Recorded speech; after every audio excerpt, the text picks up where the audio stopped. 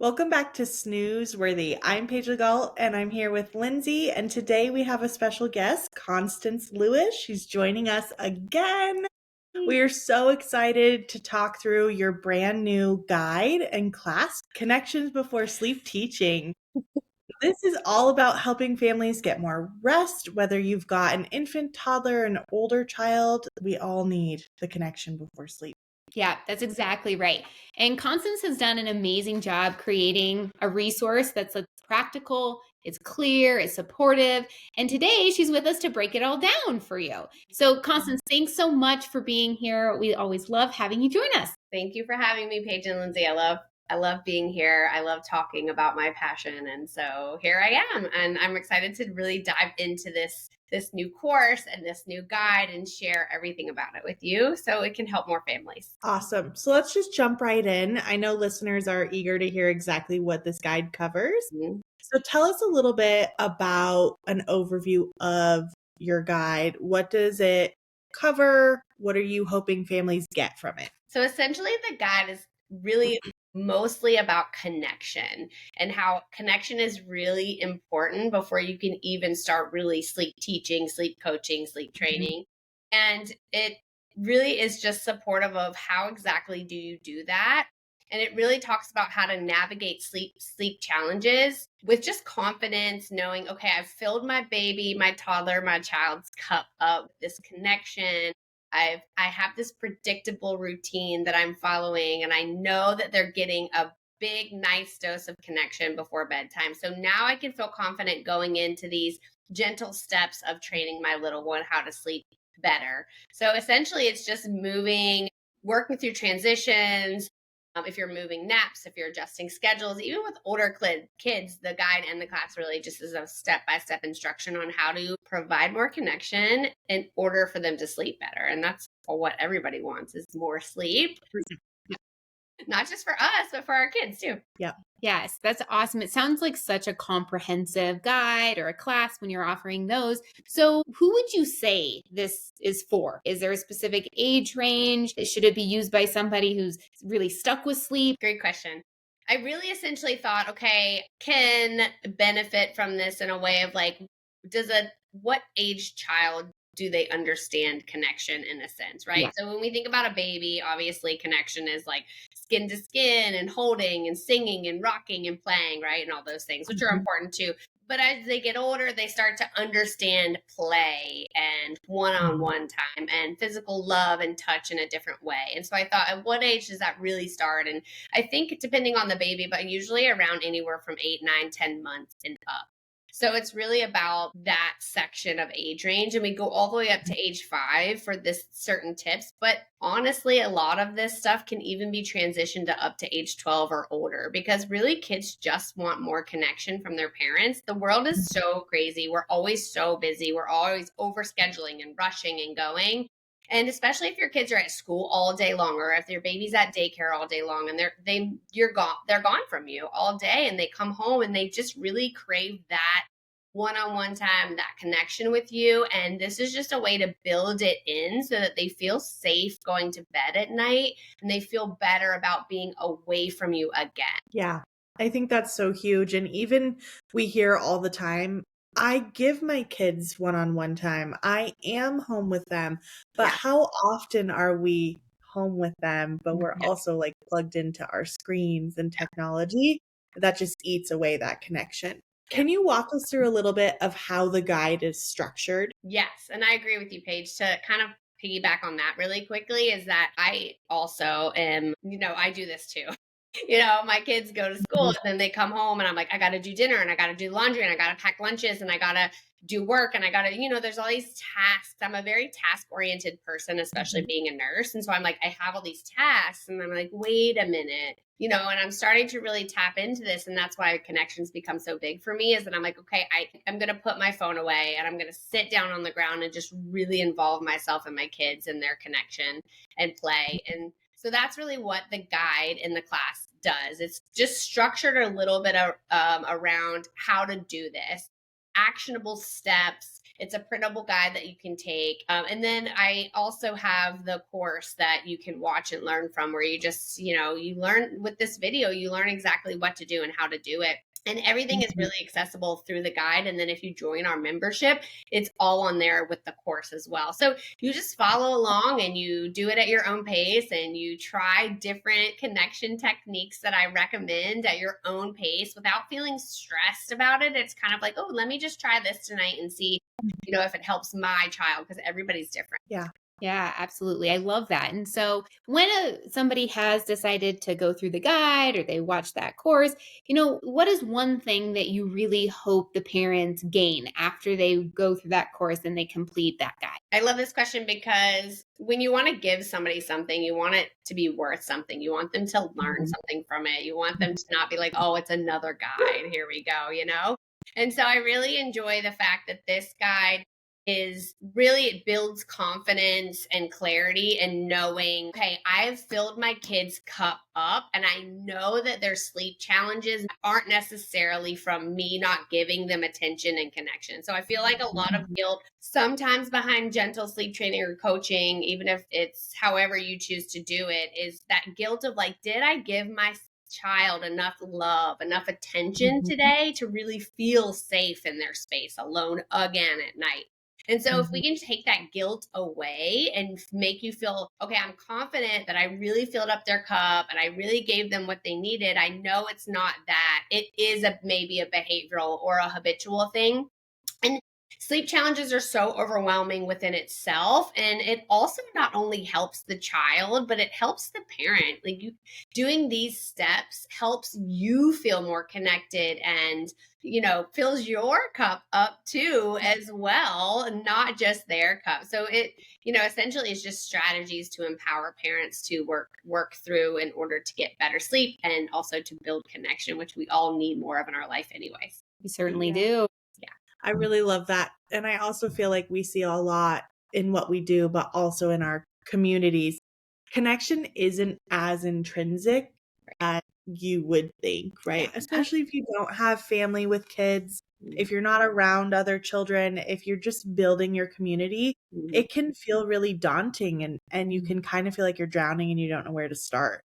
So on that note, can you give us a couple tidbits from the guide of what we could do today if we were struggling? Yes. And I think that it also gets harder the more kids you have. I have 3. And so I'm like trying to find a time with each kid, my 10 minutes a day where they each get one-on-one with me and my husband. And then I really want to reiterate that bedtime is just such an important time to also do this, because that is where things slow down and you get that melatonin rise and that sleepy hormone, and oxytocin really spikes with love and connection, and oxytocin in turn helps melatonin. So it's really science behind it, right? The more love they feel from that oxytocin, the more their nervous system is going to calm down, right? And the nervous system has that hormone cortisol, and that cortisol is, if that's high, it's going to suppress their melatonin. So if you have high cortisol, you're going to have low melatonin. And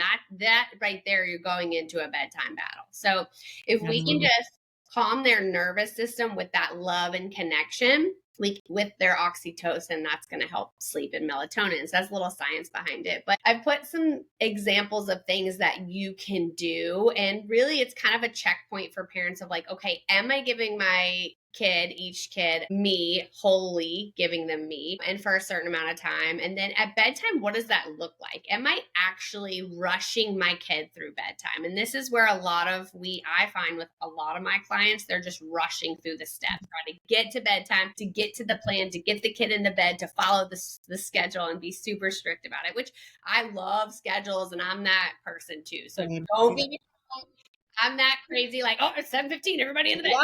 I'm that person. I am. Okay. So I've had to work really hard at this too, and I'm not about like, you still hold boundaries and you still have a schedule. It's not about like letting you run amok, right? No. Yeah. Run amok. But it's about, how do I put more connection into the bedtime without rushing it through it, really? So that's just really what I want you to take away, and what I teach is, Okay, if you can add a little bit of connection at each point, say they're in the bathtub, how can you actually play with them and engage with them, right? If you're doing a bedtime story every single night, how are you actually doing that bedtime story? Are you just reading the pages and saying, okay, it's time for bed? Or is there engagement? Are you giving them eye contact? Are you have them sit on your lap and read it together? Are you asking them what's in the book and what are you feeling and what are you thinking? So there's just some tips that I highly recommend with the connection piece, especially going into bed. That's great. Yeah, that's wonderful. So I think another question we get a lot is I have kids of multiple different age ranges. I have a baby, I have a toddler, I have first grader. Yeah. So how do you adapt these approaches for those different age ranges? If you, let's for say you had a school age child and a toddler. Yes. Good question. And I'm obviously at this stage too. I have a 2-year-old and then a 5-year-old and an 8-year-old. And my 8-year-old's already like going like this as he walks into school. And I'm like, I love you. Give me a kiss. And he tries to run away. And I'm like trying to run after him and kiss him. And he's like, Mom, stop. And I'm like, I don't care how old you are. I'm going to give you a kiss and a hug and say, I love you every day. You're going to be embarrassed. Whatever's happening. Right. So, and then I have the 2-year-old that clings to me and loves me. You know what I mean? So I got it every age. So I get this. And so, and it's hard if you have more than one kid and 2 kids, it's a team approach sometimes, or if you're by yourself, it can be a little bit difficult. So I just feel like if you can add one connection piece for each kid in like before bedtime or right at bedtime, just one, you just pick one, don't stress yourself out. It doesn't have to be perfect. And you tailor it to their likes and their age. So my 2-year-old, we read 2 books every night and we let him pick the book and we tickle him and we kiss and hug and snuggle. And he tells us which part of this book do you like? And I give him lots of eye contact. And also we take 3 big deep breaths. That's always in our thing. And we always have the one song we sing and we go to bed. Right? And so that's for the 2-year-old. And then the 5-year-old, she's really just very independent and she's not really into the touchy cuddly at bedtime, which is totally fine. Everybody's different. So we sit right next to her and she pretends to read the book she's starting to learn to read and I read. And then we do a color story with her actually. And she really loves color stories. It really helps. She has a very active body at bedtime and she has a hard time laying still and you know she's that kid is if you go to a hotel room and you sleep with them because you're on vacation, she's the kicker and like kicking you all night long and hitting you all like she just doesn't sit still. I'm like my husband and I like pulling straws for who's gonna sleep with her. I'm like I'll take the 8. It's like chill, you know. He's like, not tonight. It's so funny. Like get your own bed. And the color story with her really just calms her brain, and she gets to focus on something. So I let her pick a color, and I'm like, okay, what color? And she loves unicorns and flowers, and she's so girly. So I'm like, okay, we're going to pick red tonight. And the red flower petal goes down the river and goes on a journey. So it's kind of like you hear all the time these sleep meditations for kids, these sleep story meditations for kids. So essentially that's what it is without you taking your phone in there and pushing play. Not that there's anything wrong with that. I've done that before. But if you just want to do a short little story, we do that with her. So I just tailor it to her wishes and her likes. And you know, if there's a lovey, cuddly night, it's there. If it's not, it's fine too. Lots of connection. And we have a song we sing and a mantra. You're safe. We love you. We're always here if you need us. And then the 8-year-old likes reading a book to me. And he really likes telling me about his day. He doesn't talk about his whole day until the nighttime. Okay. Yep. Every time. Yep. Bedtime, it's like the whole story.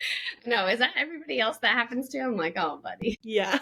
They just are like, let's download my 8 hours away from you now. Exactly. You're like, oh, it's already 8 o'clock. But yeah, so I think that in older children, I really think that they have so much emotional, mental challenges throughout their life, especially middle school, once they hit that such a hard stage for them, that I feel like they just really want to be seen and understood. So if there's a way to connect with them on that level, I really find that that's a great way to do it with them. Thank you, Constance. I think that's great. We also do something similar with my daughter along the color theory idea. And I find that if I do bring my phone into the environment, it kind of spoils the magic of being present. Yeah. Because if I'm even just, clicking play, she wants to also look at my phone and, Absolutely. it turns into a whole thing. She's 5. And so it's It's different. And we park our phones out of the bedrooms at night, and that makes a really big difference as well. So can you tell us a little bit or share a couple tools or tips that you have in the guide that you wish every parent knew that was just like in the parent handbook? I think that this is at the end of the guide itself, but really it's about not being perfect. I think that everybody always says, "Hey, I don't have enough time to do all the stuff that they're telling me to do to connect with my baby." So I really want people to know that really it's so simple and it doesn't have to be stressful. And in fact, I want it to be fun and feel good to not just the kid, but to you. And so I always stress that it doesn't really have to be perfect. It just has to be authentic and it has to be you. And that's really all that matters, I think. And kids, you are your child's everything. Let them be your everything in that moment as well, right? That's really a beautiful way to put it. Yeah. I love that. The bedtime routine to me is one of my favorite parts of the day. I Same. hear from so many of our families that bedtime is so stressful and anxiety ridden and they hate it. Yeah. And we all know when we're working with our families that once we can get them into a consistent routine where we are having pieces of connection and all of this, it can turn into that amazing part of your day that you're really looking forward to doing. And so I think there's a lot of magic in what you're sharing and what your guide brings to the table, because it can turn something that feels really difficult into something that is beautiful. And on that same kind of thread, did you come in contact with a family you worked with or something that was happening in your own family that made you really interested in creating this guide? Yes, I agree with you on the whole stress of bedtime. I used to get the same. Even I did this as a sleep consultant, especially with the third kid adding on. I was like, how are we going to get all this done? There's so much to do. And I got this time schedule and if they don't get their 10 hours, they're grumpy, And so over the last year, it really kind of stemmed from my daughter, Mariah, and I wasn't giving her that connection that she needed, being the middle child and being this younger sister of a brother that had medical conditions that we were like focused on that so much. And then we had the newborn. So it was like she got stuck in the middle. And so I realized she started waking up more at night and she was scared of the dark. And it was like taking an hour for her to fall asleep. And this happened like almost 2 years ago now. And I'm like, what is happening? I'm a sleep consultant. I should know. And really, it wasn't about my training. It wasn't about training her. It was about connection. She was just missing our love and our attention. So I was like, whoa, I had this huge moment, this mind-blowing moment. And I'm like, okay, let me work on this with her. And it was beautiful. It was amazing. And I'm like, okay, if this is happening to me, it's got to be happening to other people, because people come to us and they're like, I hate bedtime. Like they get anxious going into bedtime. Yeah. It's so true. And I used to feel like that, but I love bedtime now. It is my favorite time of the day too, because I get to be just so cuddly and connected with my kids. And so I started implementing this with my clients recently. And I had one in particular, a 2.5, almost 3-year-old that, he was a tough case. And really it was about slowing bedtime down and providing that connection with each parent. They were both law enforcement and they had long days and night shifts, and they had a new baby who was only 5 months old. And so it was a lot on him. He was like, whoa, I had this baby and my parents are here and there. And so it was just about really connecting. And we just pulled that connection piece in a lot. And their bedtime battle went from an hour to 2 hours down to 15 to 30 minutes. And he was falling asleep fast on his own. And that's the only change we made. I mean, he was still waking in the night and we had to work on that. But they went into bedtime calm and relaxed was just fascinating. And it worked so well. Yeah. What a micro shift for a massive change for that entire family. Incredible. Exactly. This is such a helpful resource. We're super excited to share this with our communities. But for listeners who may not be a part of our membership or socials, things like that, how can they take the next step to access the guide or the membership? Well, we have a great membership, as you've been mentioning probably a lot on our podcast, because it's so good. I mean, I literally tell people all the time, like all my clients, or even if they're not my clients, I'm like, you literally can get this membership for such a good price and you get everything. Like you get everything. everything. So you get all of our guides. You get live question and answer with Paige and Lindsey, which is priceless in itself, all this knowledge, right, that they have. And then you get these free courses or courses inside. So it's so much information, and you feel so alone sometimes, I think, when you're a parent. Even if you have friends that have kids, they don't have the same sleep struggles as you. And so you're like, okay, well, what do I do for this? And they're like, I don't know. This is what I did for my kid. And they're like, well, that didn't work for my kid, right? So it's nice to have somebody that you can just ask a question to from birth all the way up till 12 years old, because sleep changes all the time, right? So you're always trying to figure out what you're doing. So that's an amazing part of the membership. And then the course that I gave on connection is there. And then the connection guide literally just gives you step by step on ideas of how to be more connected. Yeah, absolutely. So thank you so much for sharing, Constance. It really is a gift to families who are navigating sleep challenges. I love this. It takes it to that next level from just that training approach to really that connection and building what can be such a beautiful foundation and relationship with your kiddos. Yeah, Absolutely. agree. So listeners, if you're ready to gain confidence, clarity, and a plan for better sleep in your household, check out Constance's guide and connection before sleep teaching class through our membership.